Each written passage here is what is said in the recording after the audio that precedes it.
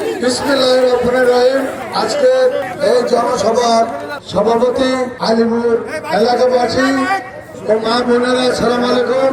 আপনারা আলিপুর ইউনিয়নবাসী যারা আছেন, আমাদের 22 তারিখ প্রথমে কিন্তু আমরা এই ধানের শীষের জনসভা আমার ইউনিয়নেতে শুরু করেছি।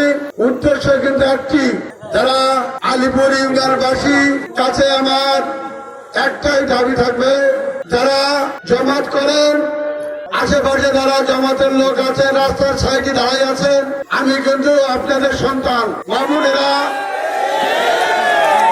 আমি আপনাদের সন্তান। আমাদের চেয়ারম্যান সাহেব বেগম খালেদা জিয়া মারা গেছেন, উনি কিন্তু আলিপুর ইউনিয়নের চেয়ারম্যানের ধানের শীষ দেখেছেন।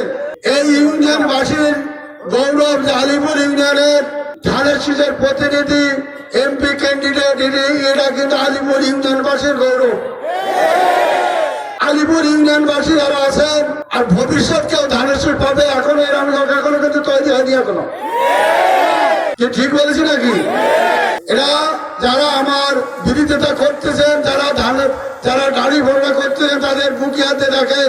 আমি কিন্তু এই ইউনিয়ন যেভাবে সাজাইছি, সাতক্ষীরা 78 জন ইউনিয়ন আছে। এই ইউনিয়ন কিন্তু আলিপুরের আগে কেউ ইউনিয়ন এখন জাতি করেনি।